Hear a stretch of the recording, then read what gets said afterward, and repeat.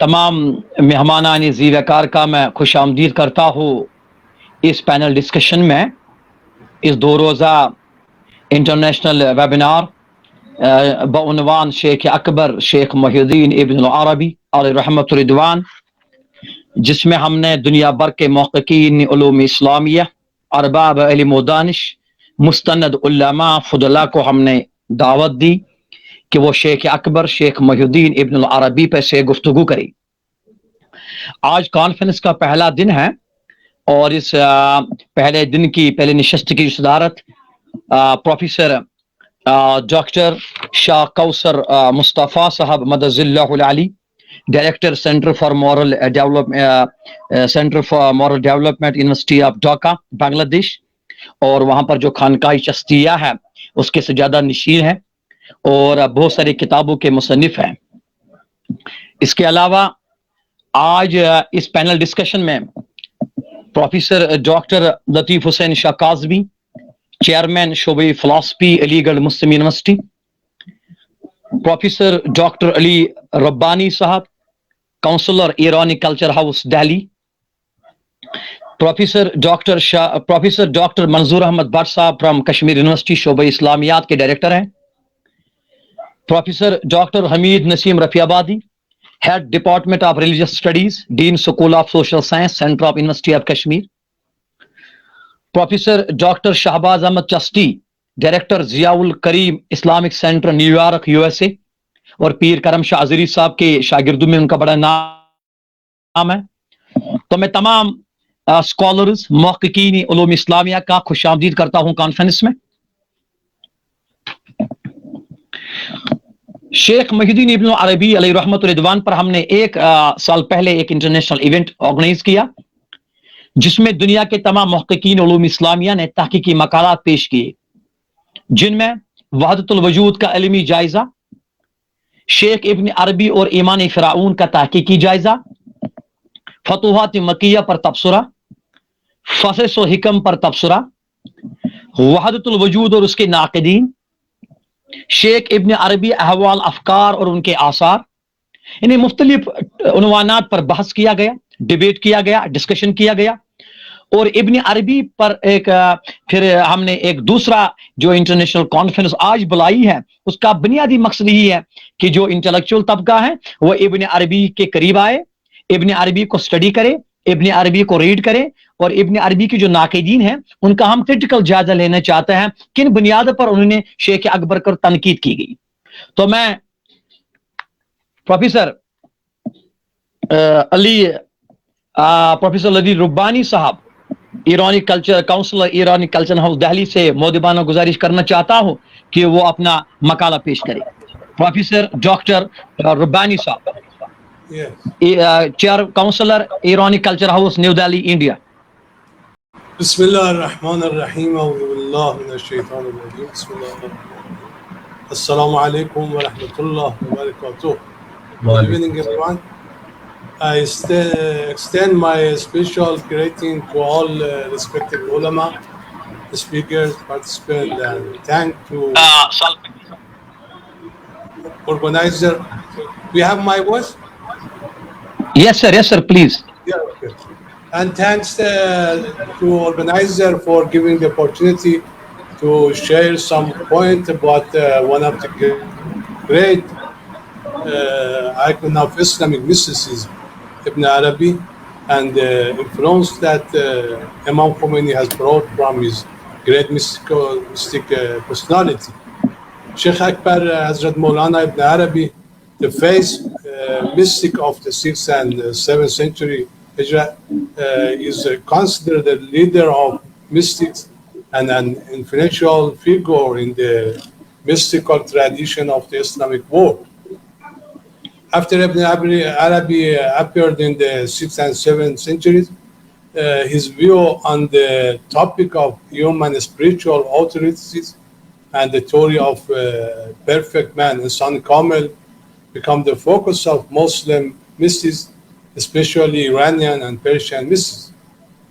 The most famous of these are Shaykh Fakhruddin Iraqi and Shaykh Muhammad Sabzawari Shah Nematullah Wali, and also many Iranian and his disciple, and also Sayyid Muhammad Noor Bakhshi, and many Iranian, they have been influenced by the spiritual influence of Ibn Arabi, words and messages.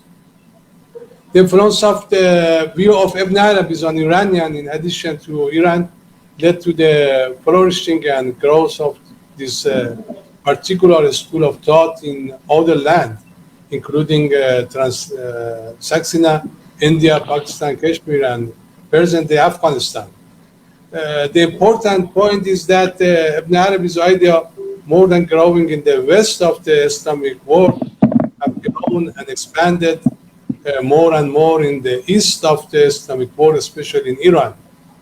It is in Iran that view of Shaykh Akbar ibn Arabi are properly reviewed by a Muslim thinker. In Iran, this idea has been criticized and commented on by both prominent and opponent Ibn Arabi ideas over the year, and as a result of the creative approach to it, it underwent a profound change, and finally Mullah Sadra substance theory Harkat Johari was the outcome of the idea of intersection of Shaykh Ishraq and Ibn Arabi also. Shaykh Ishraq and Ibn Arabi are really mystic and philosophers who believe in connection between religion, philosophy, and mysticism. In contemporary time, Imam Khomeini was one of the prominent Iranian figures who played a major role in reviving Ibn Arabi's mystical ideas. Imam Khomeini should be called the founder of transcendent mysticism, Irfan Muta'ali, in the contemporary area, just as Mullah Sadra called his philosophy transcendent wisdom, Harkat Johari. Imam Khomeini, in these mystical words, such as the interpretation of Sharh Du'a Sahar, Misbah al-Hidayah, al-Khilaf wal-Wilayah, Al-Sirr al-Salat, etc., or criticize the attitude of mysticism very deeply and directly. And in his mystical works, he mentioned Ibn Arabi with greatness. Imam Khomeini learned the explanation of the Ibn Arabi Hikmah privately for 7 years from his teacher, mystic personality, Ayatollah Mirza Muhammad Ali Shahabadi, who was himself a student of two great mystics, Mirza Jahangir Khan Kashkawi and Mirza Hashim Ishkawi. Futuhat Makkiyah and Fusus al-Hikam of Shaykh Akbar Mohi ibn Arabi are of spiritual importance, and Imam Khomeini paid special attention to the collection of works of these mystics in general and to these two books in particular. So the Imam Khomeini, as one of the great teachers of mysticism and the commentators of the Ibn Arabi thought, are considering this period.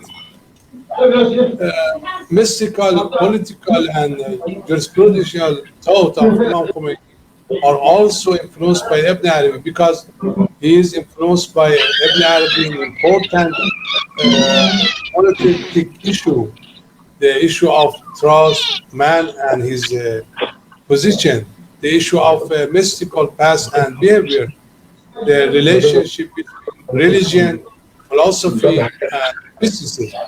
Also, the political theory of Wilayat al-Faqih has been influenced by Ibn Arabi, especially his theory of Insan al-Kamil. Khomeini referred to UDDIN as one of the great icon and generation of mysticism. According to him, mystical groups, including SHAYKH, have a lot of value and prestige, and they make valuable contribution to the knowledge of the Holy Quran and the book of supplication and hadith of the Prophet Muhammad and his Ahlul Bayt. In his famous letter and historical message to the Soviet President Gorbachev, Imam Khomeini introduced the mystical book of Muhyiddin ibn Arabi as one of the source of knowledge of Islam that could fill the ideological and cultural gap resulting from the fall of the Marxism in the Soviet Union. The letter referred to Muhyiddin Arabi as a great man and described his work as having subtle depth in the understanding of knowledge. Certainly, today, when human society is facing many spiritual and moral crises, using great works such as Ibn Arabi can guide human society in the path of peace, faith, and knowledge, and quench their thirst for knowledge and mystical thread. Islamic mysticism is a valuable and valuable heritage shared by Islamic nations, especially Iran and India today, as in the past, which caused deep empathy, friendship, and the love between the two nations. It can have the way for understanding and empathy and provide a good opportunity for academic and cultural cooperation between the two nations, as well as between universities of Iran and India. Thank you again for giving me the opportunity to participate in this program. I hope that by applying the Corona as soon as possible, we will be better conditioned for dealing with the subject like Islamic mysticism and the thought of great mysticism such as Ibn Arabi.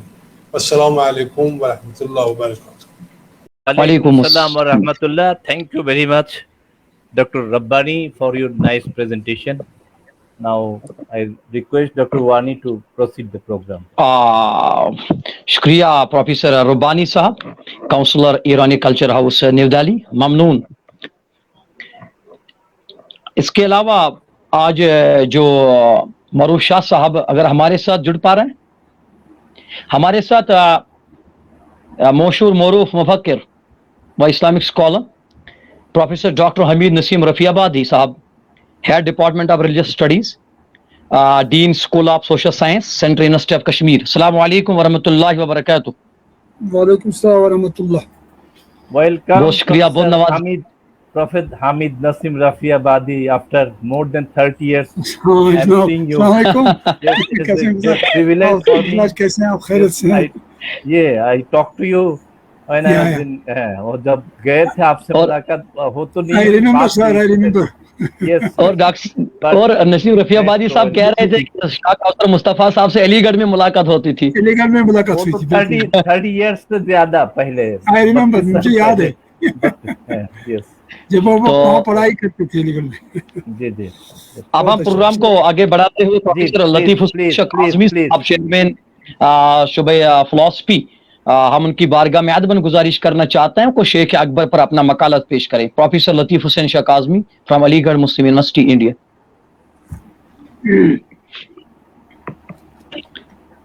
बिस्मिल्लाहिर्रहमानिर्रहीम। Are you hearing me? Yes, मेरी आवाज आप तक पहुंच रही है? Yes sir, yes, बिल्कुल। I am thankful to the organizer of this international webinar on Ibn Arabi, and I am grateful to the organizers, especially Tawseeq Wani Saab and his all team, that they have given us this opportunity to discuss some important Sufi philosopher or Islamic philosopher in order to know something about them and implement what was there in them. And here today I shall briefly explain the relevance of Ibn Arabi's concept of man in our time. It is difficult to understand what Ibn Arabi has explained, especially we, the student of philosophy. And it is not easy to understand people like Ibn Arabi, Rumi, or Umar Khayyam, Amir Khusru, Hafiz, or Mullah Sadra. However, whatever we input from their writings, I am presenting a brief sketch of that. And my small paper is divided into just 3 sections. First section is that of introduction, Ibn Arabi's inner development, and after that the relevance of Ibn Arabi's concept of man in our times, and then there is a concluding remark regarding that. In introduction, we simply say that Ibn Arabi is one of the greatest Sufi philosophers and teachers in mystical tradition of Islam. His Sufi doctrine, Wahdat al-Wujud, that is unity of being, became the source of inspiration of mostly all of the subsequent Sufis in Islamic spiritual tradition. He explained his views about God, man, and universe as per his own style. This is very important. He is having his own style, but in the light of the Islamic framework. His onto-cosmological explanation of reality and man's relation with it makes his Sufism significantly unique. For Ibn Arabi, being or Allah is one, and everything else is his manifestation.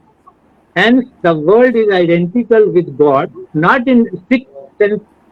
This identity of the world and God is conceived on the basis of the identity of his essence and attribute, Zatu Sifat.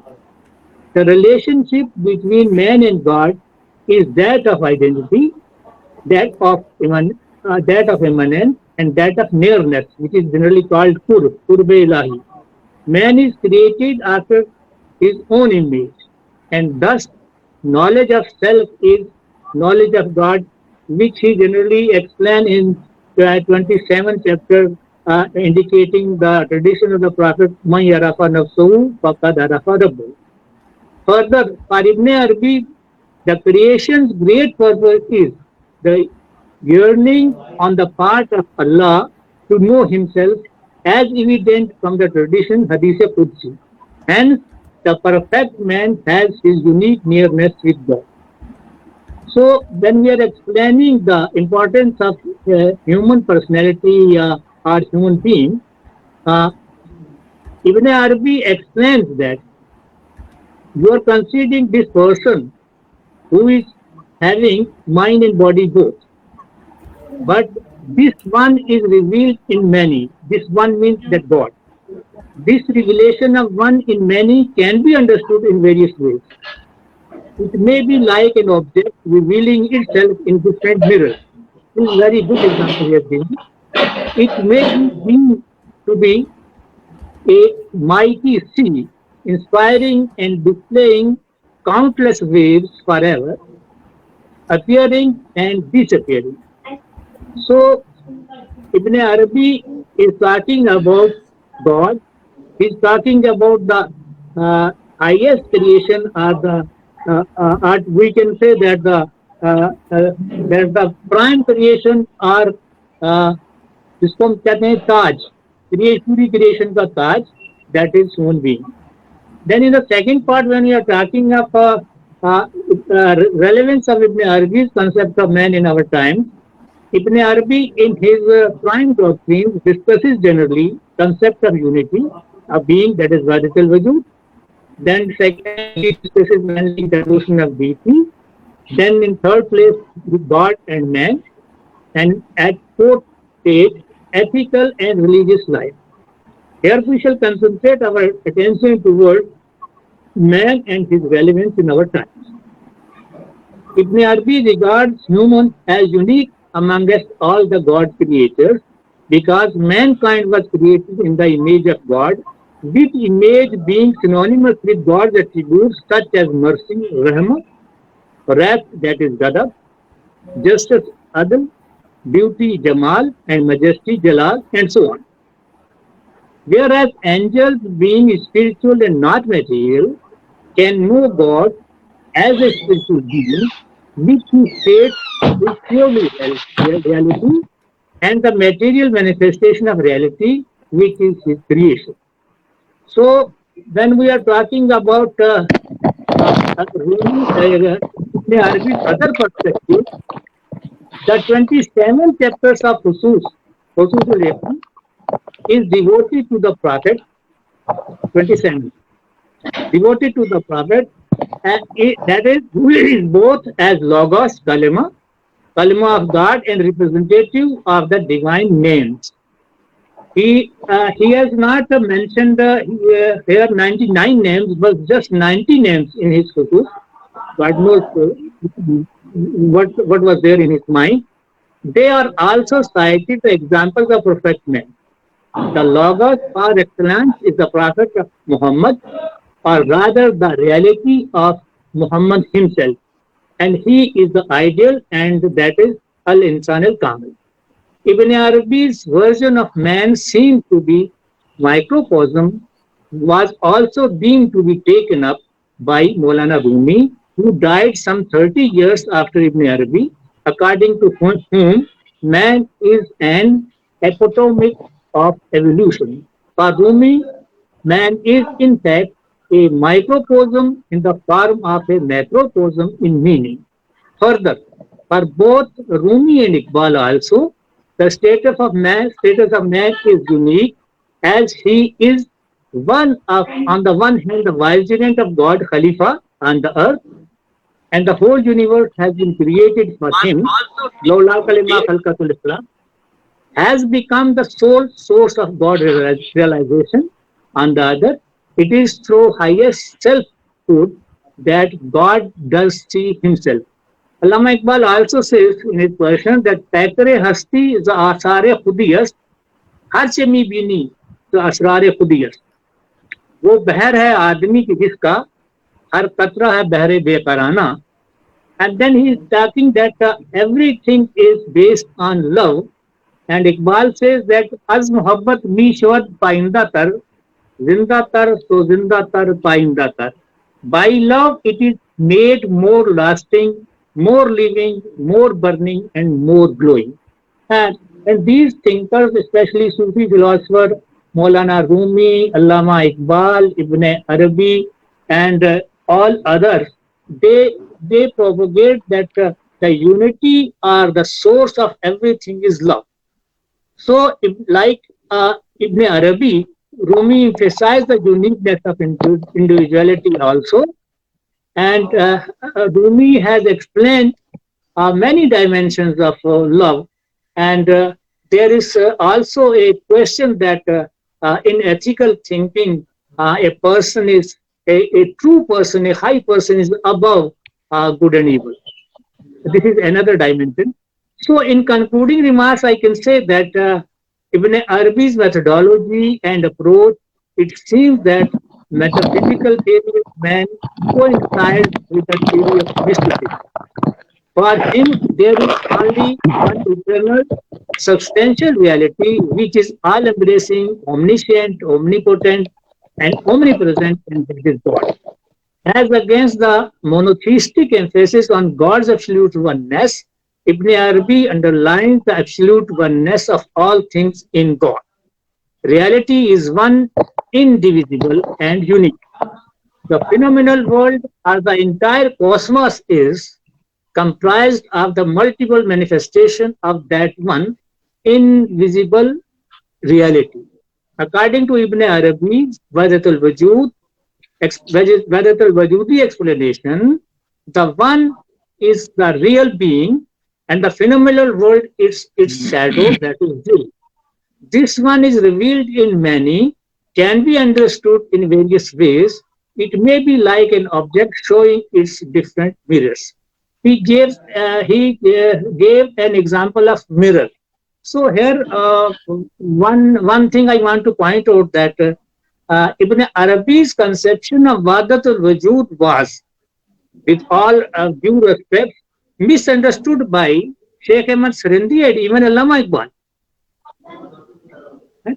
By this one, a reconciliation point of view was presented by Shah Waliullah, who said that reality is one and Wajud and Shuhud both are its two sides.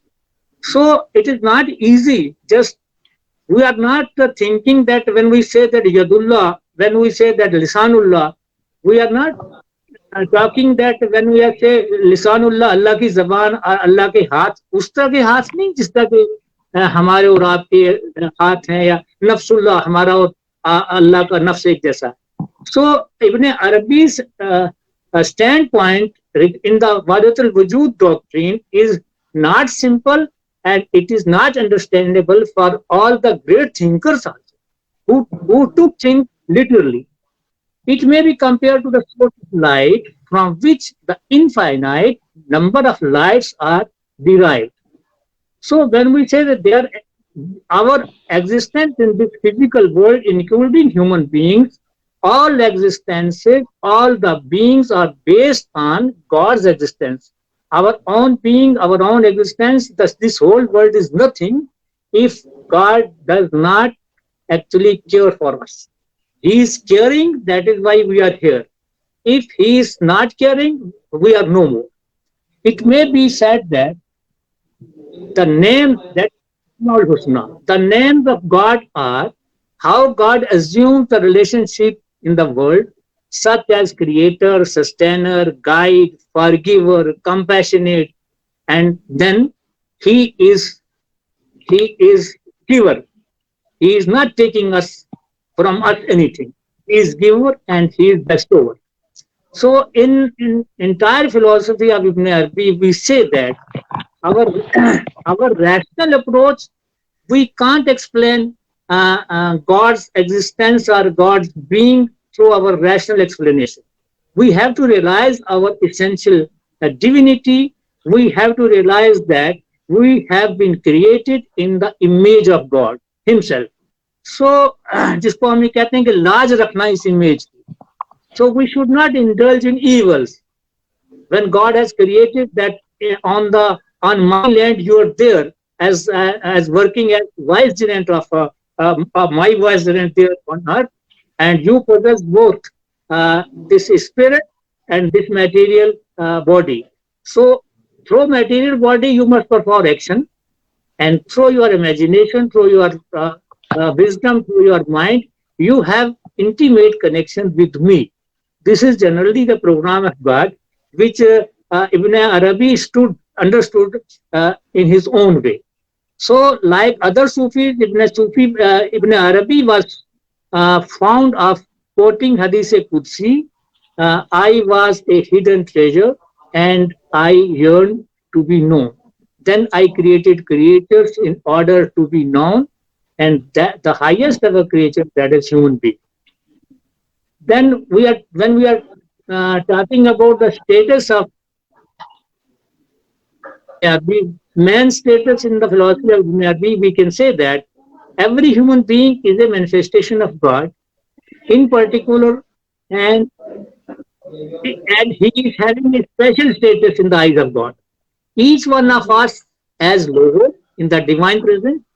However, God's reality being eternally inexhaustible, the revelation that God has made in each of us is unique, and innumerable human beings revealed God in their own different unique ways.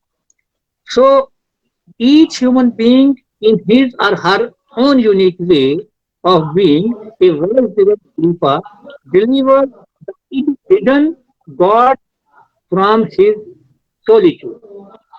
We are talking about the relevance of Ibn Arabi's concept of man in today's world, and that is that man is the center of the cosmos, and God has chosen him to make his kingdom functional. This is very important. To make his kingdom functional, God has created human beings. Here when I'm talking of man, it does not mean I am excluding women. Human beings, but man, that is all. To be known through him and to analyze, to realize and synthesize in multiple dimensions to unfold his potentiality and capability. So man should not be treated as an ordinary created being, but he is a mover, constructor, reconstructor, and destructor of evil, and reflector as per his divine association and inspiration. But just within a minute, Ibn Yes, sir, Arabi yes, sir. believes that the perfect man alone, the divine presence is reflected, and through him alone, God becomes conscious of himself and his perfection.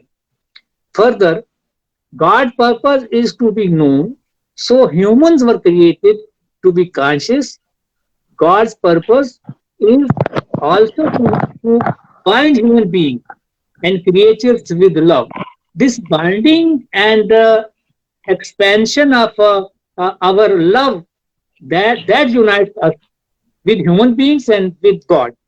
According to these great thinkers, they propose that it is love on the basis of which we are united with human beings, we are united with God's creation, we are united with God also. So love is the only source. When Maulana Rumi says that love is the cause of all creation, and also the cause is its effect, then Ibn Arabi had already brought out the thesis before Rumi, indicating that the divine manifests itself in human, and the perfect man, Al-Insan al-Kamil, is of course Muhammad, peace be upon him. Prophet Muhammad is also a kalma, the logos, as Jesus was. In the judgment of Ibn Arabi, I quote, the true mystic has but one guide, the inner light, and will find God in all religions. When we are talking of this inner light, it means I'm reminded of Plotinus, who says that if you are nearer to God, you are farther from darkness and farther from evil, because God is light and darkness is evil. So the same thing was presented by Ibn Arabi. Therefore, Ibn Arabi's emphasis that God had to create humankind in his image with choice, so that love expressed with would be real love, not instrumental love, not we are talking of, he's talking about intrinsic love, love for itself. In this way, those who do love God indirectly would also love his creation. All such lovers are cherished by God and fulfill his purpose, which is obligating command with clean heart and soul. Finally, perfect man, according to Ibn Arabi, being God's vicegerent on earth, holds the highest status in the kingdom of God and participates in his multiple activities because his attributes are manifested in man. So Ibn Arabi's concept of man has great relevance in our times, and man is the center of the entire kingdom of God. So this is a brief survey which I could present before you. Now, I generally, after this discussion, I would like the organizer and the chairperson just to discuss some, there must be a discussion. 5 minutes, 10 minutes, the discussion is very important.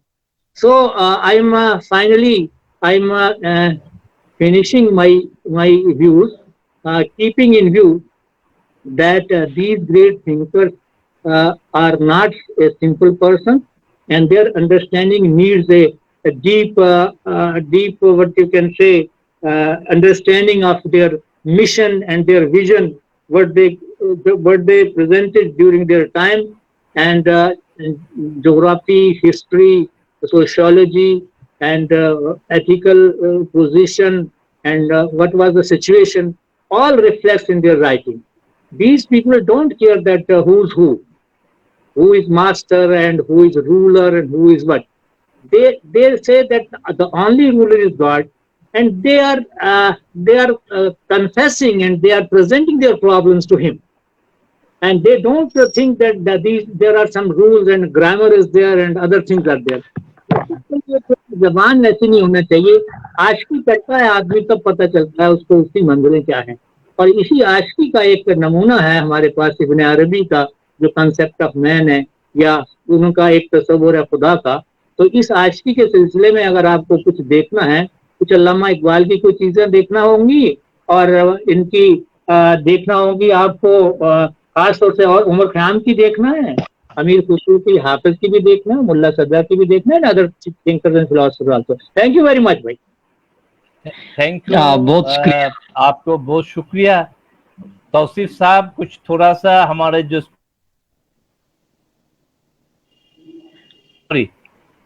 G doctor صاحب ابھی جی ان کو ذرا discussion تھوڑا سا discussion کا اگر گنجائش ہے یا نہیں. ابھی ہم سے professor doctor Hameed Naseem Rafiabadi صاحب بھی انشاءاللہ ان کا ایک اہم مقالہ ہوگا ابن عربی کے حوالے سے. تو ڈاکٹر محمد معروف شاہ صاحب سے میں گزارش کرنا چاہتا ہوں کہ وہ آئے اور اس پینل ڈسکشن میں شریک رہے. اس کے علاوہ پروفیسر حمید نسیم رفیع آبادی بھی ہمارے ساتھ ہوں گے. اس کے علاوہ ڈاکٹر علی ربانی صاحب بھی. تو وحدت الوجود پہ بحث ہونی چاہیے ڈاکٹر صاحب, کیونکہ بہت سے ناقدین, بہت سا جو ابھی جو میں دیکھ رہا ہوں, جو کشمیر کی میں بات کروں, برصغیر کی میں بات کروں, بہت سارا لٹریچر وحدت الوجود کے خلاف لکھا گیا, اور بہت سارے جو اسٹوڈنٹس ہیں وہ بھی جاننا چاہتے ہیں کہ وحدت الوجود کا اصلی فلسفہ کیا ہے. اور جو شیخ احمد سرہندی صاحب نے وحدت الشہود کا جو کنسپشن دیا, اس کے علاوہ شاہ ولی اللہ نے جو تطبیق کی, اس کے بارے میں بہت سارے محققین اسکالرز جاننا چاہتے ہیں کہ اس کا بیک گراؤنڈ کیا ہے اور کس طرح ہم اس کو ایزیلی سمجھ سکتے ہیں. اور جاوید دامدی صاحب جو پاکستان سے وحدت الوجود کے خلاف, ابن عربی کے خلاف بہت ساری کانفرنسیں کی اور بہت سارا کرٹک ہو رہا ہے ابن عربی کے حوالے سے. تو اس کانفرنس کے ذریعے ان سوالات, ان اشکالات کا جواب ہونا چاہیے. نہیں ایسا کریے, میں کوثر مصطفیٰ صاحب سے بھی گزارش کروں گا کہ وہ آڈینس خالی سننے کے لیے نہ ہوں. There are certain question in the mind of the audience, ہے نا, اور کوسچن کو ایک ایک دو کو آپ لے لیں, اور ہم ہمارے پیپر ہونے کے بعد کریں. پیپر تو لطیف صاحب کے پیپر ہے انسان کے وجہ present day relevance of Ibn Arabi in the present day context with reference to man, the dignity of man. ان میں انہوں نے وحدت الوجود بھی لے آئے ہیں بالکل. تو ان کا جو کانسیپٹ آف مین ہے, ڈگنیٹی ہے, اتنا بہترین انداز میں انہوں نے پیش کیا ہے, تو اس کے اوپر کچھ بات ہونا چاہیے, اور سب کچھ لے آئے ہیں. جب تمام اسکالرز مقالات پیش کریں گے, اس کے بعد ہم 10 منٹ کا سیشن لیں گے, اس میں ہم سوالات کا. That is good. اوکے. تو ڈاکٹر محمد معروف شاہ صاحب سے میں گزارش کرنا چاہتا ہوں کہ وہ اپنا مقالہ پیش کرے. ڈاکٹر محمد معروف شاہ صاحب from Kashmir. Yes, doctor Muhammad معروف. ڈاکٹر محمد معروف شاہ صاحب.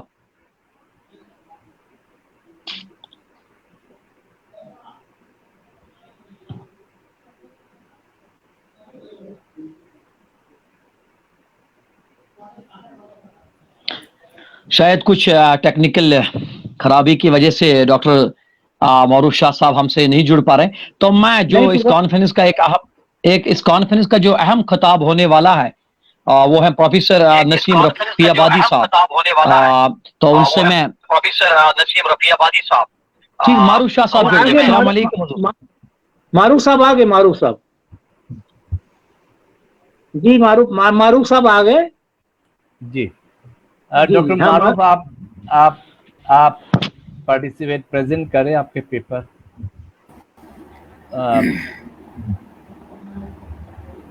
ڈاکٹر محمد معروف صاحب.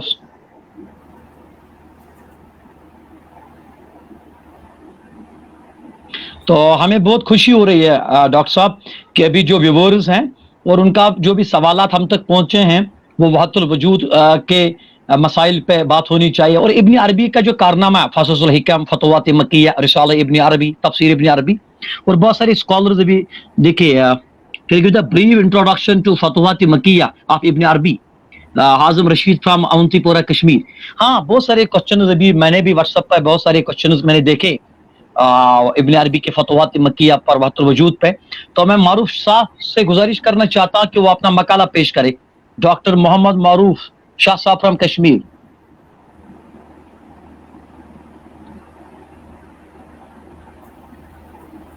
اس کے علاوہ professor doctor Shahbaz Chishti Sahib from Ikram institution from USA. اور اس کے علاوہ پروفیسر ڈاکٹر مختار النجا فرام ملیشیا یونیورسٹی شعبہ اسلامیات.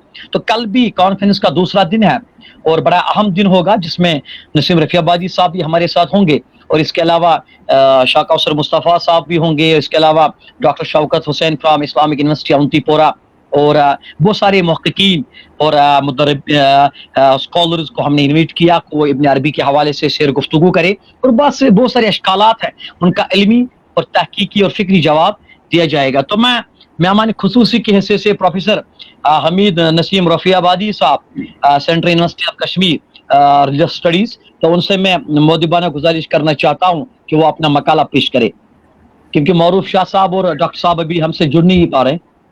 تو اعوذ باللہ من الشیطان الرجیم، بسم اللہ الرحمن الرحیم، نحمدہ و نصلی علی رسول الکریم، اما بعد. آواز آ رہی ہے؟ جی ڈاکٹر صاحب. جی First of all, I have seen after a long time my friend Mustafa Saab, and also my friend Kazim Saab, Latif Kazmi Saab, and there are many others, mashallah. So very good topic and very controversial as well, because if we take it as philosophy, then our approach has to be different, but if we take it as a tasawwuf, then our approach has to be different. So it depends on us how we approach this. If we are Sufis ourselves, then our approach will be based on our own personal experience. But if we are just taking it as a philosophy and a man who is outside the realm of tasawwuf, then we may criticize it, as has been criticized. This doctrine has been criticized by many people. But there have been Sufis who were themselves following this doctrine, as Shaykh Ahmad Sarindi. So he has criticized it from the point of view of Sufi experience itself. So there are different angles to this doctrine, Wahdat al-Wujud and Wahdat al-Shuhud, and the combination of both by Shahullah Dehlevi Rahmatullah. Since, as has been said by Shaykh Ahmad Sarindi about Ibn Arabi, that he was from the Maqbulani Bargah. He was among those who has been accepted by Allah. And he has differentiated between him and other such type of Sufis. And not only him, but even Ibn Taymiyyah has differentiated Ibn Arabi from other Sufis who believed in Unitarianism. That's Wahdat al-Wujud. And he says that he was offering prayers and he's better than Qanawiyya and Sabeen and others. So in this way, we have to differentiate. But if you ask me how I will just look towards this matter, I will see from both angles, philosophical as well as mystical. I was working on philosophy of Mansur Halaj, and I was trying to see what Halaj has said in his Kitab al-Tawasin, then also in the light of the book written by Messinon, Loy Messinon, 3 volumes, The Passion de la Halaj, The Passion of Al-Halaj. So I could feel that he has been under the influence of mystical experience. So he has said these things. And this is not something new which he has first time said, others have also said. And it was Abu Bakr Shibli who said that I was considered to be insane, I was left out. And Mansur Halaj was considered to be sane and he was punished. He was hanged. He was put on the gallows. So in this way, there have been different interpretations even to his experience, because then I was seeing that how Shaykh UDDIN of Kashmir has interpreted Mansur Halaj, and I found that he has interpreted him in this way, that he was under the spell of mystical experience. And there he was Marful Khalam. He could not be punished for that. because at such stage you don't have control. You are lost in the love of Allah and you can say these things. And this has been also said by others before him, like Baiz Bistami, Subhani Ma'azam Ushani, or by Junaid Baghdadi, Mahfiz Chubbat Suballah. And such type of utterances have been made by other Sufis as well, but they were not punished. And then people have said that even Mansur was Qatilullah fi Sabilillah, and it has been said no less than by Shaykh Attar in his Tazkirat al-Awliya. And others have defended also even Mansur, what to say of Shaykh Ibn Arabi. So these are different viewpoints which we can just look to when we are looking towards Watul Wujud and Watul Shuhud and even Ittihad and Hulul. It was Imam Ghazali who has not used this word in this way, Watul Wujud, in that sense as was used later on.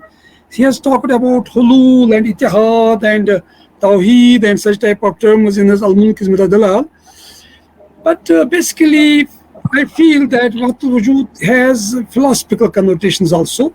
And when we see to this from philosophical point of view, it seems to be influenced by Neoplatonism. Let us accept this.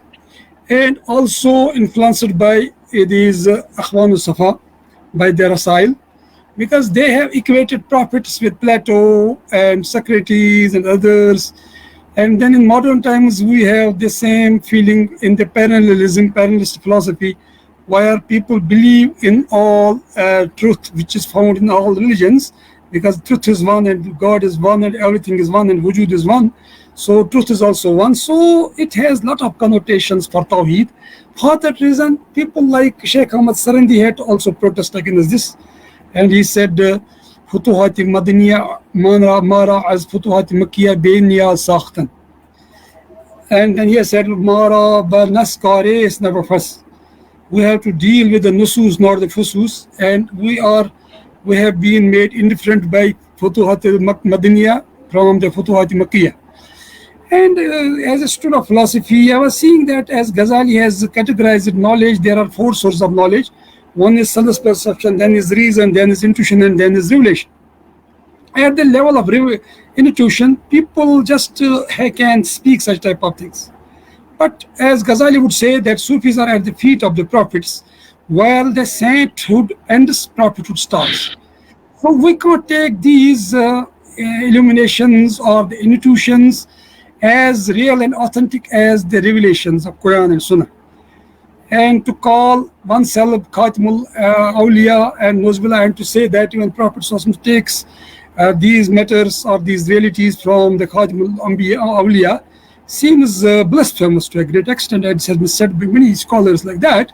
So this is also one dimension. But as a student of philosophy, I am not talking here as a Sufi, because I am not that practicing Sufi. I may be initiated, but I am not practicing Sufi. I am not, anywhere into Sufism. I feel that it is imbibed from the Greek philosophy and Vedanta. And there are three approaches to reality. One is from the Quranic point of view, Islamic point of view, that is creator and the creation.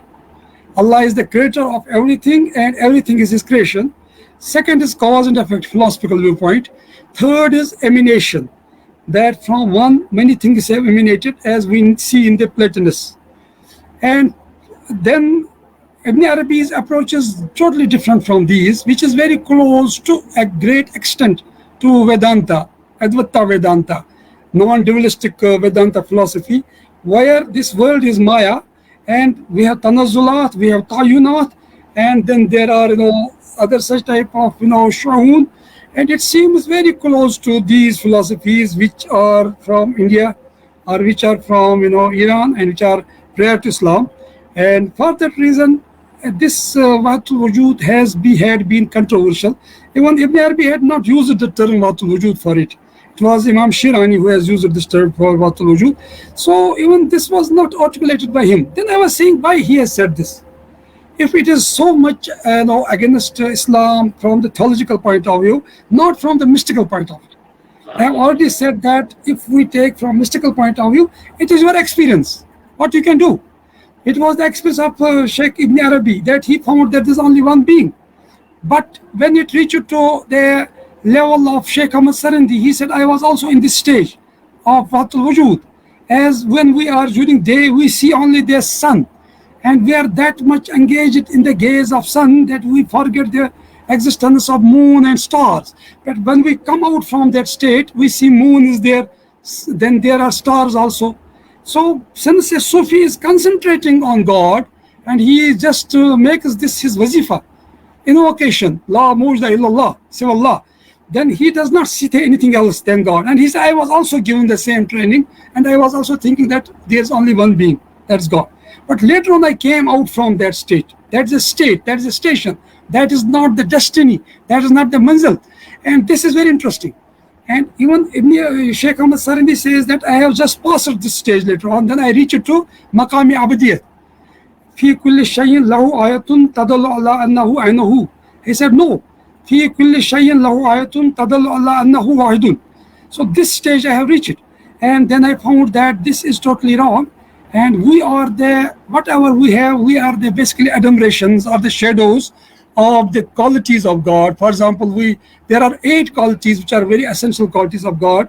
So these are different from these are different from his essence, and we can't say that essence and qualities and attributes are one and the same thing as has been held by Ibn Arabi.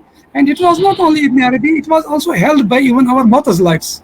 When you are just using your reason too much, or you are using your intuition too much, then you become negligent of revelation, which is very categorically about these matters.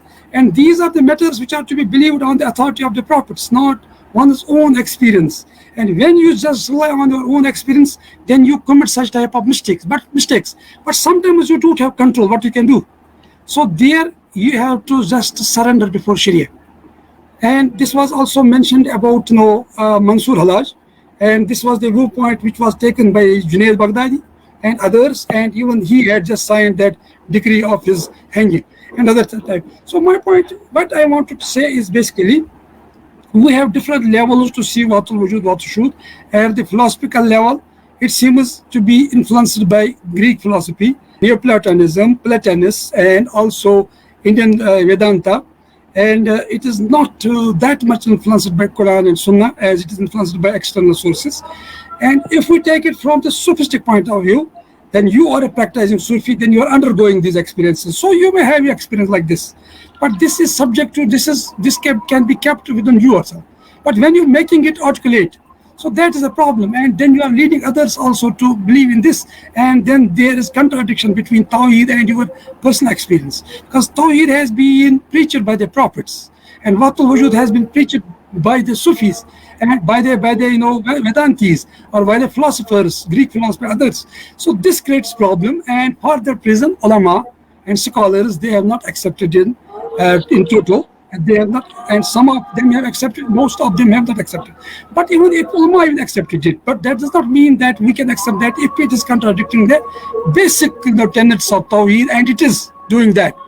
There are places, al-abdu haqqun wa rabbu haqqun ya layta shayri min al-muqallid. Such type of, this hadith which has been quoted by my friend Dr. Latif Saab, kuntu kanzan makhfiyan fa'ahbabtu an urif fakhalaqtu khalq. So this is a fabricated hadith. It has no alim and no scholar of hadith literature, authentic scholar, has ever accepted this hadith as authentic. Or man arafa nafsuhu faqad arafa rabbahu. This is saying, it has been attributed sometimes to Socrates, sometimes to Ali Razatanu, but Ali Razatanu has not said this. He has said, Arif al-haq farif ala. And then Ghazali made a principle out of that. Marifatul rijal bil haq wa laysa marifatul haq bil rijal. So from this saying of Ali, and this is not even attributable to Hazrat Ali Karamaji. It may be saying of Socrates, know thyself. And in this way, this is also having some impact of the Hindu Vedanta. It is not Islamic, because this hadith is not found. And then there are so many ahadiths which have been quoted by Ibn Arabi and Husus Likam and Futuhat al-Makkiyah, which are not authentic, which are based on the Israeliyat or some other such type sources. So in this way, we have to see these both Wujud subject, either from the philosophical point of view or from the mystical point of view. From the mystical point of view, there is possibility that you may entertain it because it is your experience, and you are revealing those Futuhat al-Makkiyah. that you had these revelations or you had inspirations during these sessions in Makkah, then you have recorded those. He says, I am saying whatever is being revealed to my heart in his book, Futuhat al-Makkiyah. But tell me how it is possible that we can accept anything which goes to the teachings of the teachings of the Prophet or Quran on the basis of someone's inspiration or intuitions. And that is never possible from the Islamic point of view, because it is the point where Shaykh Ahmad Sarandi even does not accept the contents of what this Futuhat al-Makkiyah or Fusus Likam. But if you take it from philosophical point of view, I have mentioned already, it is impacted by the external sources. It is not Islamic source, and he is very much consistent philosophically, Ibn Arabi. But we can't take philosophy as the criterion of Islam. So philosophy is philosophy, Islam is Islam, and philosophy has been in most cases erroneous in its conclusions. So that has been denounced by people like Ghazali and Ibn Taymiyyah and then so many others, Ibn Qayyim and so many others. So in this way, if we take Greek philosophy as the criterion, then we may entertain these things. But if we take Quran and Sunnah as the criterion, then we may not accept most of these conclusions. But if we take the experience as the source, then you may entertain, but you may still put it on the whetstone of Sharia. Then it will not stand the, all the categories or the scales of Sharia, and still it will be just laughed out of the court. So, because prophets have not preached Watul Wujud or Watul Shuhud, they have preached Wahdat Ilah, and they have never preached about Watul Wujud. And even this word Wujud has been not used in Quran in the sense or in Hadith. And to say Wujuduka Zambun la yukas bi Zamba, and Ma Shamatil Ayan Rayatul Wujud. So these terms all are just not any found in any Hadith or Quran, and even the words Qadim or Wujud have been not used in Quran in this sense as has been said. And this was the point which the scholars and theologians said, that these are all taken from the Greek philosophy, and these terms, these notes, and these all things from the substance, eras, and this and that, and which is not applicable to Allah. Laisa kamithlihi was similarly, and this is similitude based on similitude, based on tashbih, and it is not based on tanzi in that sense. So in this way, there are many questions which can be raised here. So I am just raising the questions this time. I am not saying thinking. Tomorrow when I will be reading my paper, inshallah, I will just try to mention about all these positions which have been taken by Shaykh Ibn Arabi, then Shaykh Ahmad Sarandi, and then Shahullah Dalvi, how he tries to reconcile, and what could be the Islamic viewpoint about all these positions, without caring who has said this and who has said that, because we are more concerned with Quran, Hadith than someone else. That is very important for us, as has been said, La ta'ata li makhluqin fi ma'siyatil khaliq. So we can't follow anyone else if it goes against Prophet or Quran.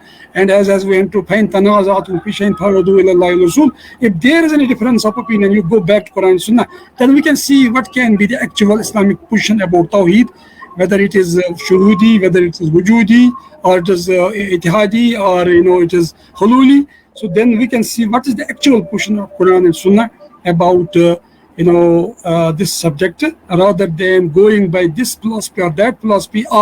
But I believe that they never meant what people have attributed, because they were based, that was the trend of the times, as we have nowadays trend of science. We have many people, great scholars of Islam, now they make science criterion of everything, and they want to prove Islam through science, and they don't know.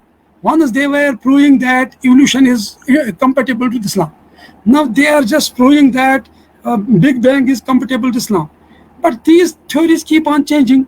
Those days there was the influence of Greek philosophy, Unitarian philosophy. So they were under the spell of that, unconsciously, unknowingly, as we nowadays are unknowingly under the spell of science, and we want to prove Islam compatible to science. So that is the trend of the times. That's the Welton song of the times. Under the spell of that, people have said these things, but they never wanted to deny Tawheed. But because of the influence and this collective unconscious of every time, to quote Carl Jung, they have been unconsciously saying these things. But when they were conscious, otherwise Mansur Halaj would have not offered 400 rakah every day had he been believing that God, he is God. Then for whom he was praying. So, but sometimes philosophically you are under the notion of those things, but practically you are not that. Because religion is the matter of unconscious. Unconsciously you do these things, but consciously you are very much Muslim and you are practicing Islam. And for that reason it has been said by Shaykh Ahmad Sarindi, he was Maqbul Bargah. And this has been also said by Ibn Taymiyyah, even he is better than all other people who believe in this, because he was offering prayers and he was believing in most of the Islamic commandments. So this is, but that time this philosophy was not known by the people, the psychological theory about the collective unconscious. But now we know these, so we can interpret these all new and these old mystical philosophies in light of modern psychological theories as well, and we can interpret them in a better way, and then we can reach back to the Quranic Welton song, that is Tawheed, not Wujudi, not Shuhudi, not Etihadi, or not Hululi. So these were some of the points I wanted to make today, because this is just mind-boggling, so that people may now try to respond to me, and they will try to, if they are able to convince me, okay, I will see, I'm ready. But no, I am not convinced, let me tell you. And I am convinced only with the Tawheed, and that is found in Quran and Sunnah, not Nadia. And that is sufficient for us. We do need anything else. When there is Quran and there is Sunnah, and Allah and Prophet has decided anything, we do need to go to anything else than Allah and Prophet for the religious matters, because these are the matters mutashabiyat. In mutashabiyat we have to clean. In muhkamat we may do ijtihad. But when we are doing ijtihad in mutashabiyat, that creates problems. And it is strange that Muslims have done ijtihad in mutashabiyat, now it is muhkamat. And that is the problem. We have become so many sects because of our belief system and other things, which is going away from Islamic track, which had been set for us by the Prophet ﷺ and by the Quran. With these words, these are some questions. Now people can take on that. بہت شکریہ professor doctor Hameed Naseem Rafiabadi صاحب، آپ کا شکریہ حضور، آپ اس conference میں تشریف لائے، آپ کی مصروفیات تو بہت ہیں، تو آپ نے ہماری دعوت قبول کی. تو پروفیسر شاہ کوثر مصطفیٰ صاحب اور ڈاکٹر محمد معروف شاہ صاحب فرام کشمیر، اس کے علاوہ پروفیسر غلام رسول دہلی فرام جامعہ یونیورسٹی. تو میں شاہ کوثر مصطفیٰ سے گزارش کرنا چاہتا ہوں کہ وہ اپنا مقالہ پیش کریں.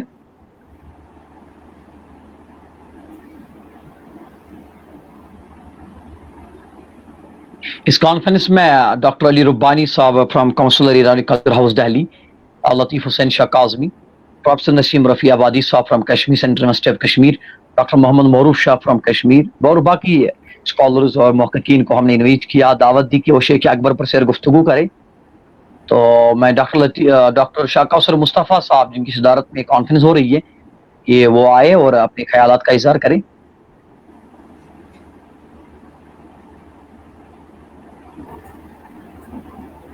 ڈاکٹر محمد معروف شاہ صاحب، اگر تو ایشو جڑس حضور تو تُہۍ کٔرِو پنٕنۍ خیالات اظہار.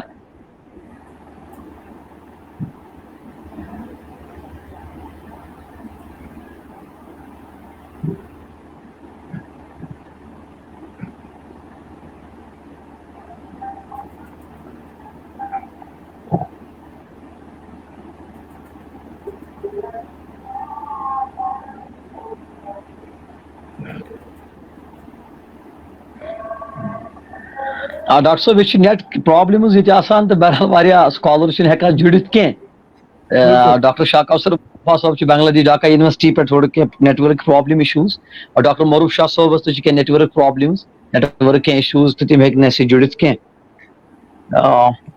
سوالات آپ لے لیجیے تب تک جب تک وہ آئیں گے. اگر کوئی سوالات ہوں، کچھ چیز ہو تو جی ڈاکٹر صاحب. جی ڈاکٹر صاحب، ایک سوال فرام اونتی پورہ سے حازم رشید صاحب نے یونیورسٹی وہ ایم اے کرے وہاں کشمیر یونیورسٹی میں. ان کا ایک سوال آیا تھا کہ شیخ محی الدین ابن العربی علیہ الرحمہ کی جو فتوات مکیہ اور فصل الحکم ہے، اس پر تبصرہ ہونا چاہیے کہ ان کی جو ان کتابوں کی امپورٹنس کیا ہے، اور دور جدید میں ہمیں کس طرح ان کتب کو پڑھنا چاہیے، اور جو ان کے اشکالات ہیں کس طرح ان کا ازالہ ہو سکے. وہ تو بہت ظاہر سی بات ہے، جب تک پوری کتاب کو آدمی پڑھے گا نہیں. اس میں اب چونکہ خلاصہ ہم لوگ پڑھتے ہیں، پورا تو بھی پڑھا نہیں سب میں، ہم سب لوگوں نے کسی نے پڑھا بھی نہیں، اور بڑی کتابیں ماشاء اللہ. لیکن ماشاء اللہ ان کتابوں میں جو ہے انہوں نے دلائل دے دیے ہیں، فصل کے نام سے مختلف فصل نے دیے ہیں، اور اپنے پیغمبر کے ساتھ منسوب کیے باتوں کو، اور پھر اپنے تجربات کو بیان کیا. فتوحات مکیہ میں جو مکہ میں ان پہ جو ہے مطلب اپنا ظاہر ہو رہا تھا، تجربات ہو رہے تھے، ان کو میں اپنے وہ کہتے ہیں دل سے جو ہے مجھے دل پہ جو آ رہا تھا وہ میں لکھ رہا تھا. تو میں خود نہیں لکھ رہا تھا، کوئی اور لکھ رہا تھا. یہ انہوں نے کہا اس میں فتوحات مکیہ میں. یہ سمجھو ایک واردات ہے، واردات، اس کو کنفیشنز کہتے ہیں. جیسے امام غزالی کی جو ہے اسی طرح کی یہ بھی ہے یا کنفیشن آف آگسٹائن. تو وہ اپنے خیالات احساسات جو ان کے دل پہ گزرتی تھی, جو الہام ہوتا تھا, ان کو وہ بیان کرتے جاتے تھے اور پھر علمی انداز سے ان پر دلائل دیتے تھے, قرآن کو بھی لاتے تھے, حدیث کو بھی, لیکن اپنے حساب سے انٹرپریٹ کرتے تھے. تو اس طرح سے جو ہے ان کا جو ہے صحیح رہا. تو یہ لیکن الگ سے بھی ایک بہت بڑا اس پہ بات ہے, شاید جڑ گئے ہمارے مصطفیٰ صاحب جڑ گئے.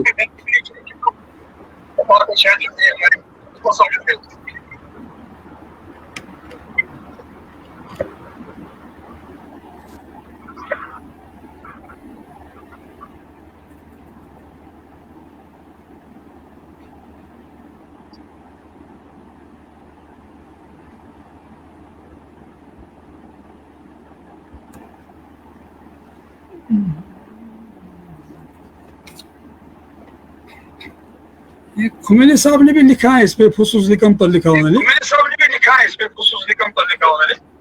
یہ کتاب ہے میرے پاس, تعلیقات.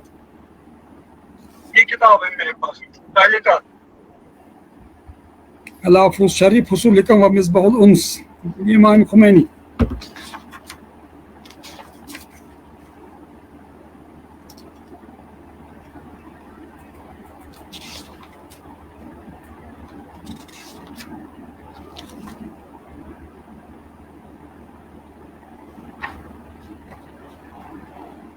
پروفیسر صاحب بسم اللہ.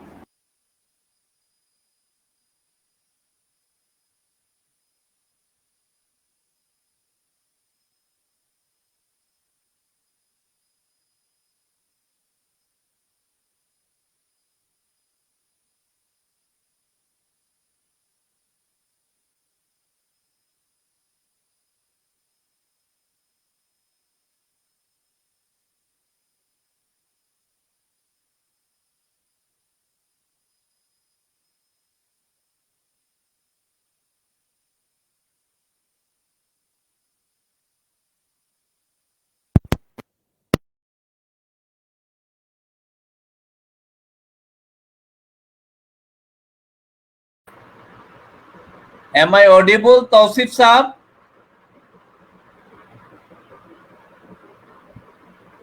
ہم سن نہیں رہے ہیں.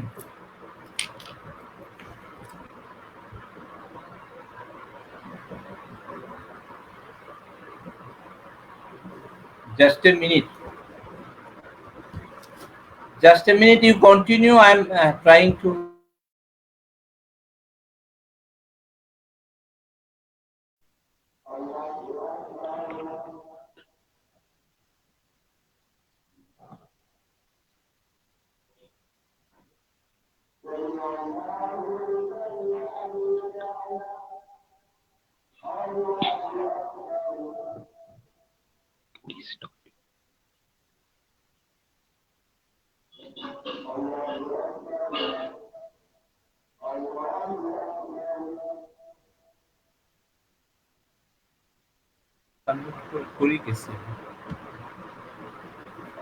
ہیلو جی ڈاکٹر صاحب, سنائی دے رہا ہے؟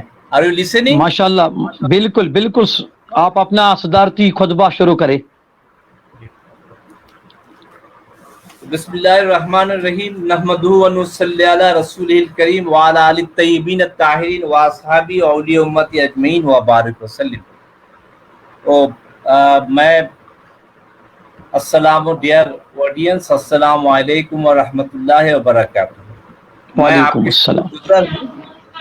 جو سید حسن منتقی اکیڈمی کا جو مجھے یہ ذمہ داری دیا ہے, میرے اتنا قابلیت نہیں. I am not so competent to preside every session, but this is your love. جو آپ نے مجھے محبت کیا ہے, اسی لیے شیخ اکبر جیسے جو ان کے اوپر وہ صدارت کرنے کے لیے مجھے دعوت دی ہے. اور اس میں بہت سارے 3 پیپرز مجھے ملا ہے. ایک تو doctor Rabbani, professor Latif Kazmi and our friend Professor Nasim Hussain Rafi आबादी, नसीम रफ़ी आबादी। तो काफ़ी दिन बाद उन लोगों से खास करके नसीम साहब को सुनने का मौका मिला। तो first of all I'd like to thank Dr. Rabbani. Definitely his presentation is very nice, it's well studied, and he tried to present the relation actually and the mystics and Mullah Sadra's philosophy and others. The Mullah Sadra was also influenced by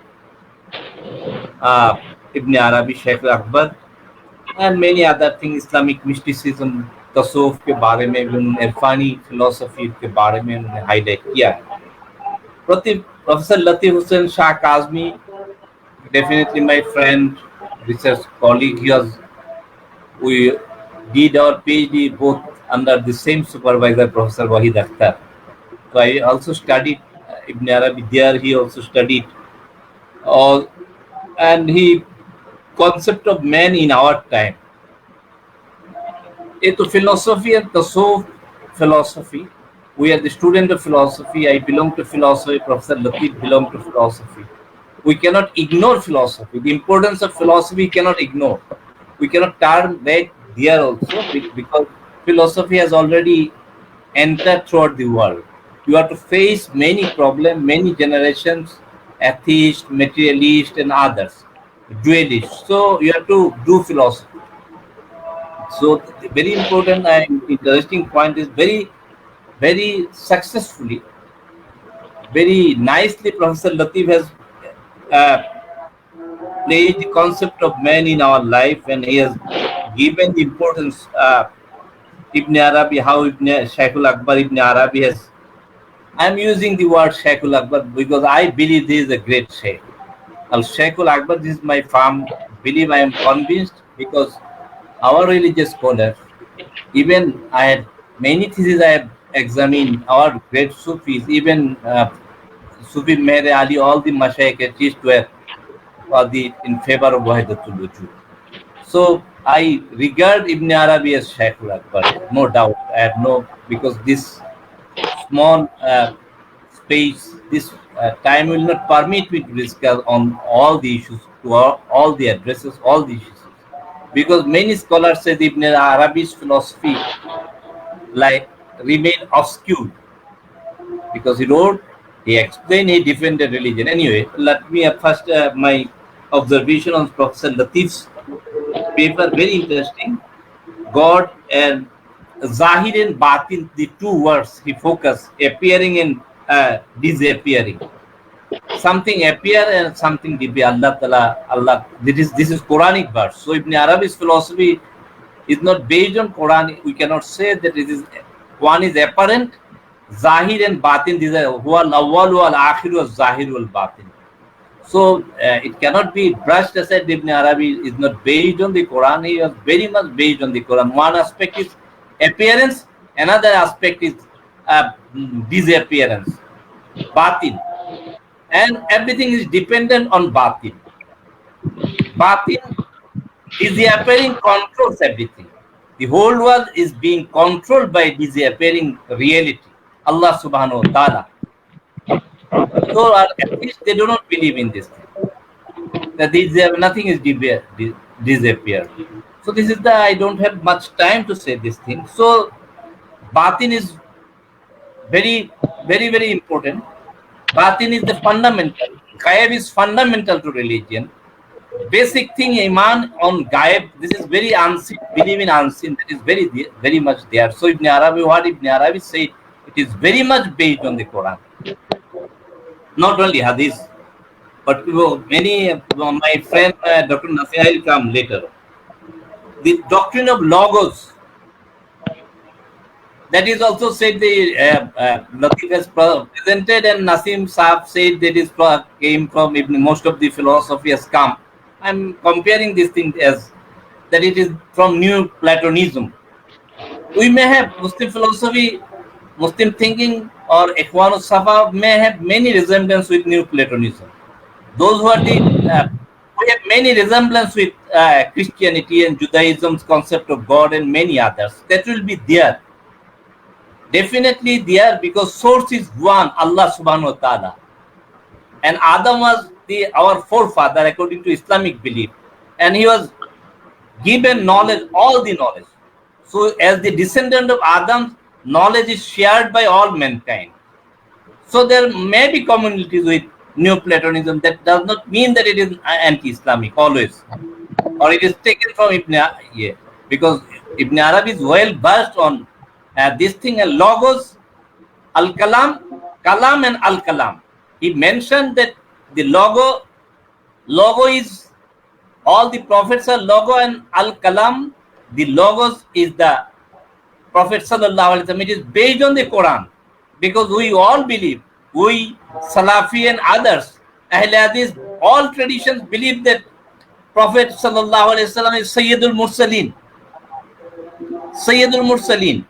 That's why Ibn Arabi has said al-kalam. That is the logos, al-kalam. So he is the head of all prophetic chains. How can you deny? Could you deny? No, nobody can deny. Nobody has the dare to deny that prophet. Any tradition, even Wahhabian and many others, anybody, they have no right to deny that prophet is the, because there is a Quranic verse, Minka, min Nuh, Quran, so it's the first allegiance was taken from the prophet. He is the Sayyidul Mursaleen. And if you say that all these are Jal Hadith, forgery, that is your approach. But you are telling this thing today. It is today, Dr. Nasim said, or many others said, I am saying, but what Maulana Rumi said, he was also well versed. He was also well versed in Hadith. Ibn Arabi was well versed in Hadith. Al-Ghazali was well versed in Hadith. There are many allegations against Al-Ghazali that he has taken furious Hadith from other traditions. That can be said, because opponents, those who are not well versed, sympathetic to this approach, Tasawwuf and many others, they may say whatever they like. That is outside. But the thing is that very excellent, and that is based on the doctrine of Logo is very much based on the Quran. Then Rumi brought the discussion on contemporary relevance and many others. Definitely that is very, Islamic philosophy of Islam is very much presented here. Very excellent. And many other points. Dr. Nasim's approach you have very clear. He brought the notion of a bit critical philosophy and traditions, many other things he brought. From the Sharia point of view, Sharia is having many levels. To understand the Quran, there are many level of understanding. If you say the man arafa nafsuhu faqad arafa rabbahu, that is furious, or many others furious, you are telling this thing basing on others. Not Nasim cannot take it today. He is taking sources from previous sources. Those who are opponent, he is taking their views into consideration. That should be remembered. You are siding, or you're taking into consideration the views of others and some people. But there are some people who believe that these are traditions. And definitely all traditions are from chain, all traditions. Because secrets, many secrets, what Abu Bakr knows, what Umar knows, knew, what Usman knows, or Ali knows, all Sahabas did not know all these things. All are not disclosed to everybody. Even state secrets, everywhere, there are many levels of understanding. Things are disclosed according to the understanding, according to the capacity of a person. So there are Sahabas, many levels Sahabas. So it cannot be brushed aside the everything secrets, everything, because I mentioned this whole world, and what he says, macrocosm and microcosm, Dr. Latif has said, that is very much Quranic. Al-Alamul Asgar, Al-Alamul Akbar. Because human being, Allah said, Inni Jailun fil arde khalifatan. Human being is the vicegerent of Allah. So if he is the vicegerent, nafaktu fi ruhi, from the Quran, said that from my ruh. So how could you explain this thing? These are what Ibn Arabi said in Insan al-Kamil. What is Insan al-Kamil concept is very much based on the Quran. because Quran says, "Qul in kuntum tuhibbuna Allah fattabi'uni yuhibbukumullah." So perfect is Prophet sallallahu alaihi wasallam, as his followers can only become perfect. So to become insan kamil, you have to follow the Prophet. So it is MashaAllah, MashaAllah. Arabic view is very much there. And what Iqbal says, shikwa jawab hai shikwa कि मोहम्मद से वफा तूने हम तेरे हैं, तो हम तेरे हैं, मेरा लोह कलम तेरे हैं. It is based on the Quran, that verse of the Quran. So you have to understand, yet to be understood. Ibn Arabi is misunderstood. That is the thing. So I can tell, I can discuss many times, but time will not permit, and I don't like to engage in debates, because the thing is that it is debatable and obscure.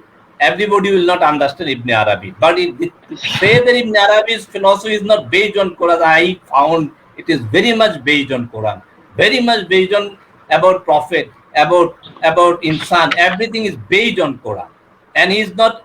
This is not pantheism. Something pantheism, and it is not the pantheistic philosophy of what can be said Spinoza and others. It is the word not Vedanta. That is very much, he has compared with Vedanta and others. Many similarities must be there. With the Vedanta philosophy, many similarities are there. Darashuga has written Majmal, Bahrain, and many things will be similar. But this does not mean that it is Vedantic, it is Quranic. I firmly believe the approach of Ibn Arabi is Quranic. He said the Mujaddid Sahib approach. Definitely Mujaddid Sahib approach, we regard him. I have to regard. He is a great saint. I have to regard. But there are approaches in Sufis, there are differences. That is a one stage. What Mujaddid Sahib has said, that it is the Wahdatul Wujud is a state, and then you have to cross another state. So it is also, it cannot be denounced, but most of the Sufis remain the Qail of Wahdatul Wujud, the followers of Wahdatul Wujud. But the thing is that very interesting point is that let me go to my own observations. I don't have that is very interesting point, that Ibn Arabi's philosophy, it is known from the study that Ibn Arabi's dedication and his father was troubled. Very young age, he was brought to Ibn Rushd, his father's friend, the then Chief Justice and ruler intellect. Ibn Rushd is a philosopher of Greek philosophical tradition. And Ibn Rushd, when he met Ibn Rushd, Ibn Arabi met Ibn Rushd. Ibn Rushd said, seeing him, yes. That is, he wanted to say, Ibn Rushd wanted to say that I am also true. Philosophy is a truth. Greek philosophical tradition, Neoplatonism, Aristotelian philosophy is also truth, and your mystical tradition is also true. That is his yes. That he uttered the word yes. Ibn Arabi replied also, he influenced yes. Ibn Arabi also said yes. But then, after a minute, Ibn Arabi said no. It is written in the book. Then he became pale. Ibn Rushd became pale. The first he said yes, that is the philosophical truth and mystical truth, intuitive truth. Then he replied. Then later, just a minute after minute, Ibn Arabi said no. He is not owning the philosophy of Greek philosophical traditions, Greek philosophy, or the philosophical tradition of the Neoplatonism. He means this mystic experience based on the Quran and Hadith. His masters, he mentioned, he has great regard for the prophets. Prophethood is higher than sainthood, that he accepted Ibn Arabi. That does not mean that he did not accepted this thing. Very clear view that prophethood is highest rank. So that implied that Ibn Arabi did not surrender to philosophical traditions. Ibn Rushd, in front of Ibn Rushd, he said no. He didn't endorse the view of Ibn Rushd or Greek philosophical tradition. He's what can be said? He's rejecting these ideas. The truth is there. Truth is with his religion, with mystic experience, based on the Quran and Hadith. Definitely on the Quran and Hadith. Supremacy of the revelation. He didn't denounce the supremacy of revelation. वही को उन्होंने वही के जो supremacy है वो retain this thing always. That should be properly understood. This is their explanation. So then Imam Khomeini, Ayatollah Khomeini, founder of Islamic Republic of Iran, when he wrote a letter to Gorbachev, inviting him to that your socialism has collapsed, so you come to the fold of Islam, read Islam. Then in this letter it is mentioned that you send your most brilliant student to come Iran and they study Ibn Arabi. He invited people to study Ibn Arabi from Russia, Soviet Union at that time, to study Ibn Arabi, Wahidatul Wujud. Why? That is Marxist philosophy. Marx is based on dialectical materialism. Their explanation of the world is that the world is product of matter. There is no spiritual force. The creation whole, this is from evolution, matter is changing. But Ibn Arabi has given a pure Islamic world view. The creation from kun, one common kun, the whole world. That philosophy is found. So this is Ibn Arabi's world view is purely based on kun. That is the thing. You have to explain kun. That is the point. Anyway, Wahidatul Wujud, and this is, I have already mentioned, this is not pantheism. And how could you defend Islamic philosophy, Islamic worldview with materialism, mechanism, atheistic views, atheism, many other views? Ibn Arabi is absolutely, that is what Shah Waliullah has mentioned, Faisala Wahidatul Wujud wal Wahidatul Shuhud. Here he mentioned that there are differences are only in words, not in they both objective are same, to prove the absolute oneness of Allah subhanahu wa ta'ala. The Wahidatul Wujud का मकसद और Wahidatul Shuhud का मकसद है absolute oneness of Allah subhanahu wa ta'ala. Ibn Arabi has said the same thing. Absolute, Allah is absolute. Creation is there. And as Sabita, many things. This will not permit me to say all these things. This should have come from the papers, intellectual discussion, and Dr. Maruf could have said this thing. So many questions are the Professor Shah intuition and no. Wahi is the primary, but for understanding one question has come when Wahi is there. There is Wahi. What is the need of dependence on intuition if it contradicts Tawheed or the basic tenets of Islam? No. Ibn Arabi's view does not. Wahi is fundamental, basic, always relevant. Wahi is there, fundamental, but the Wahi kun, when you explain kun, your explanation is required. To Ibn Arabi, Wahi is for primary. And intuition is there to understand the very basic spirit of Wahi. So intuition is also endorsed by the Quran. Intuition is the Wallamnahu min ladunna ilman. That is Quranic. So intuition is not something different. That will be going on. People will get light from the Allah subhanahu wa ta'ala.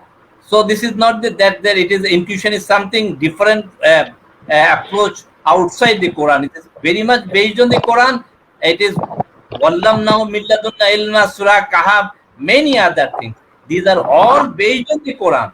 Upholding Quran without holding the Quran, without holding the Wahi, one cannot become a person with intuition.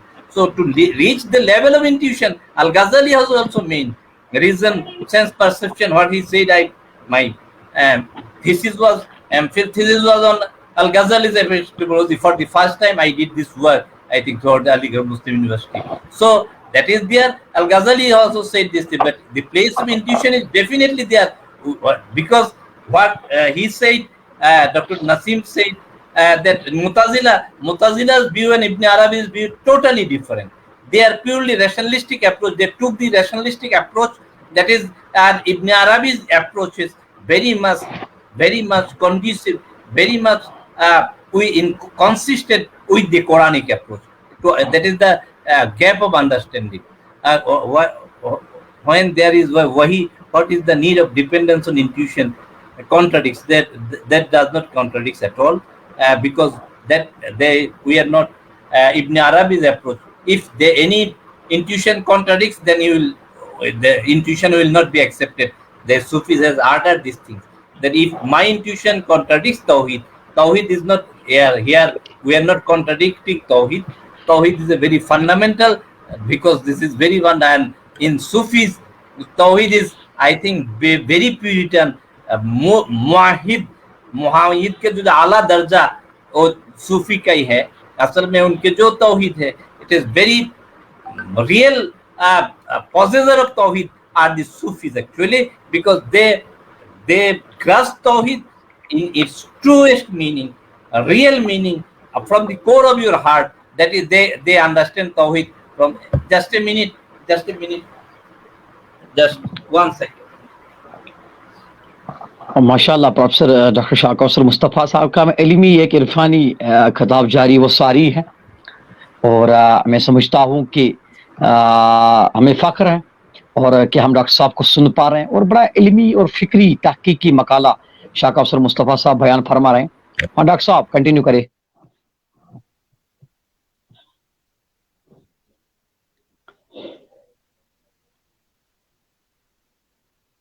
Professor Shah Kausar Mustafa साहब अभी अपना वो सुधारती खुतबा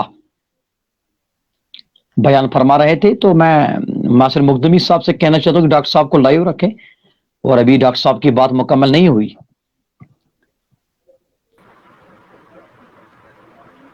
सुन रहे हैं, हमें आवाज आ रही है?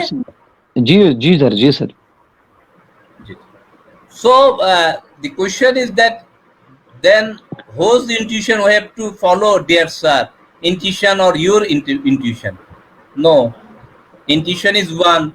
There is no controversy among the Sufis, strong controversies among the Sufis. Sufis never, you find for 1300 years, the Sufis approach remain, they are united, they remain united. Other traditions, because of controversy, they erased from history, because Sufis intuition, that is, he says the supremacy of others, not my intuition. That is, the intuition is that, but supremacy is of revelation. Sufi says the supremacy of revelation. For understanding the true spirit of revelation, wahi, intuition is necessary. Otherwise, there are many tafsir, many groups, 72 groups are there. When he was asked, Hazrat Data Ganjabaksh, हुजबरी रहमतुल्लाह अलैह कश्फुल माजूब में है, उनको पूछा गया कि आप सूफियों में हेरेटिक, उस जमाने में 10 ग्रुप है, there are 10 groups, heretic groups, इसमें सूफी में एक है. तो उन्होंने कहा था कि अगर हमारे यहाँ तो एक है, तुम्हारे यहाँ तो 9 है, तो अगर 9 को तुम संभाल, हम एक को संभाल सकते हैं. So the Sufis, when you read Kashful Majub, so notion of Tawheed, you read Ghazali, you read Haris al-Muhasibi, and definitely Sufis were always misunderstood. Iqbal has defended the stand of Al-Hallaj. Iqbal reconstruction, you read reconstruction of religious thought. Iqbal defended intuition. So Iqbal defended intuitive knowledge. Ilm-e-Zahir, first chapter of the reconstruction of religious thought in Islam, you read, go through it, knowledge and religious experience. What is written? You try, read and read again and again. Without spirituality, without intuitiveness, without inner relation, religion will not last. Your religion will be just papers, flower made of papers that will not survive. Without spirituality, your religion will not survive. your Allah is with you. Huwa ma'akum aynama kuntum. How could you denounce this thing? What Ibn Arabi said.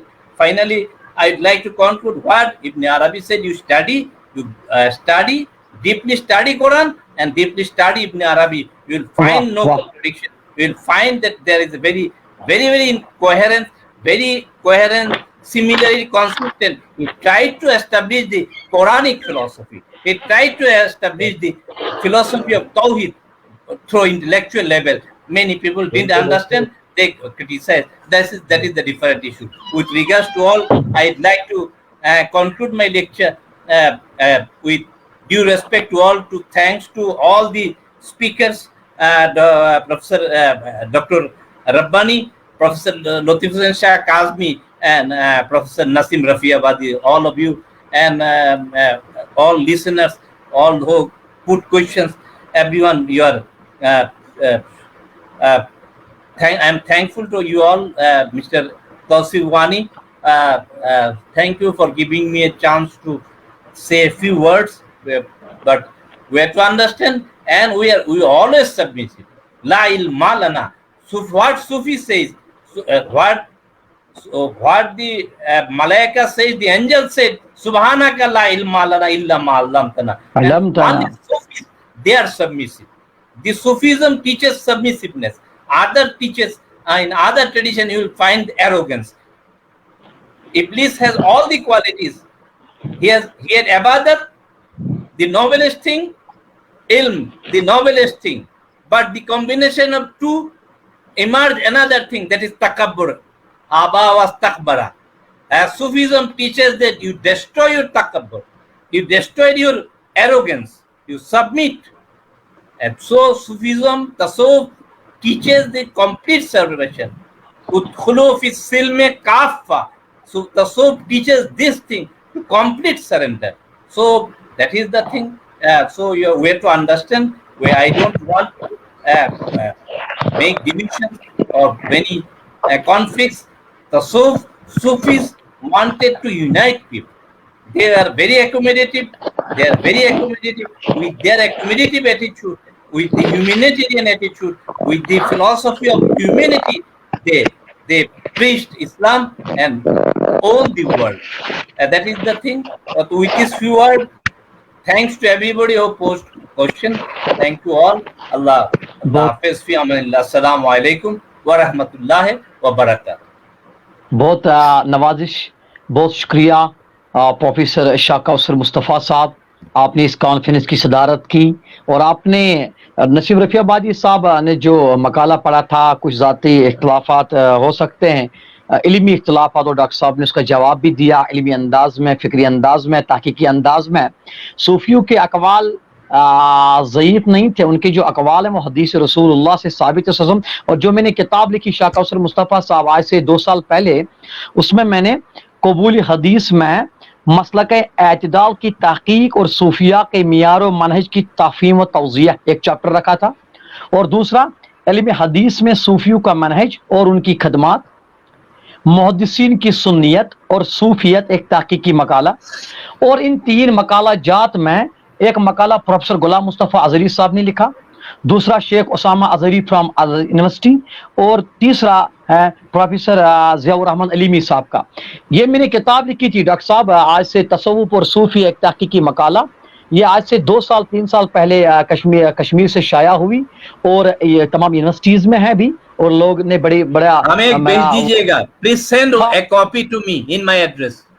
Yes sir. और इंशाल्लाह, और इसमें अल हदीस और तसव्वुफ़ पे बहस किया गया, हदीस और सूफियों के मियार और मनहज पर बहस किया गया कि सूफिया के अकवाल जो हैं उनके खुद साख्ता गिरे हुए अकवाल नहीं है, वो हदीस रसूल से साबित हैं, वो कुरान से साबित है।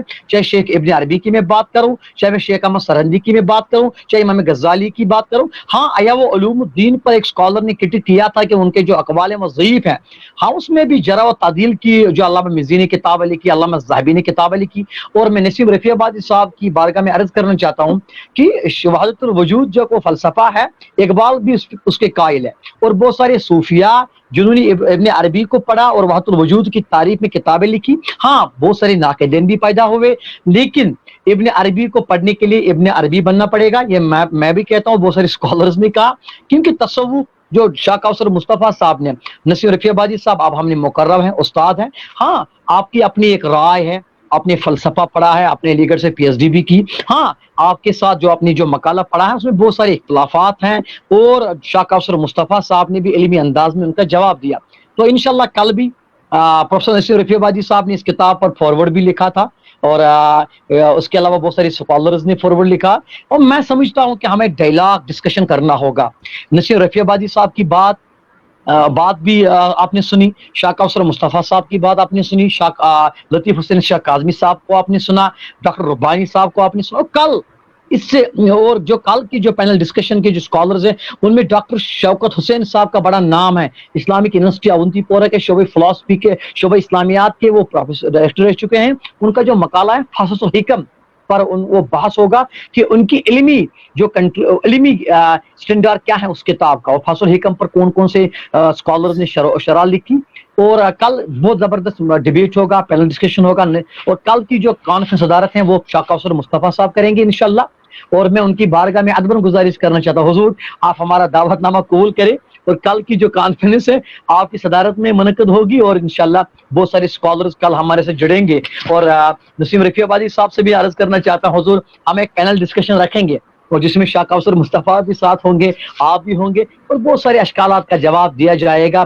تو میں تمام مندبین, محققین اور اسکالرز کا شکریہ ادا کرتا ہوں, خاص کر پروفیسر علی ربانی صاحب کا, ڈاکٹر لطیف حسین شاہ کاظمی صاحب کا, پروفیسر نسیم رفیع آبادی صاحب کا, اور پروفیسر شاہ کوثر مصطفیٰ صاحب کا جو ڈھاکہ یونیورسٹی سے جڑے, اور جو وہاں خانقاہ کے سجادہ نشین بھی ہیں, اور بہت سارے کتابوں کے مصنف ہیں, اور جو المعارف جو پاکستان سے نکلتا تھا جب علامہ کوثر نیازی یا علامہ استرخان نیازی صاحب یا علامہ پروفیسر مقصود صاحب تو وہاں پر مجلس مشاورت کے رکن رہ چکے ہیں, اور علامہ عبدالحکیم شرف قادری صاحب کے شاگردوں میں سے ہیں. تو ہم ان کا ادباً بہت بہت شکریہ. شاہ کوثر مصطفیٰ بہت نوازش, اللہ آپ کے علم و فضل میں اضافہ کرے, اور جو آپ کی جو صوفیانہ روش ہے اس میں اور اضافہ ہو جائے, اور آپ سے ہم استفادہ حاصل کرتے رہے. اور کل آپ کی صدارت میں اس کانفرنس کا دوسرا دن بھی منعقد ہوگا جس میں تمام اسکالرز شرکت کریں گے. بہت شکریہ کوثر مصطفیٰ صاحب. تھینک یو, شکریہ, بہت شکریہ. اسی لیے السلام علیکم ورحمۃ اللہ وبرکاتہ. Thank you every one. شکریہ ڈاکٹر صاحب, السلام علیکم. السلام علیکم. ایک بات جو میں لاسٹ میں آج کرنا چاہ رہا تھا وہ یہ کہ جب تک ہم اپنے دائروں سے باہر نہیں نکلیں گے تو چیزوں کی سمجھ نہیں آئے گی. جب ہم کہہ رہے ہیں کہ who will tell us about the real Islam, کہ ہر کوئی کلیم کرتا ہے نا, تو کل بات جاری رہے گی انشاءاللہ. Thank you.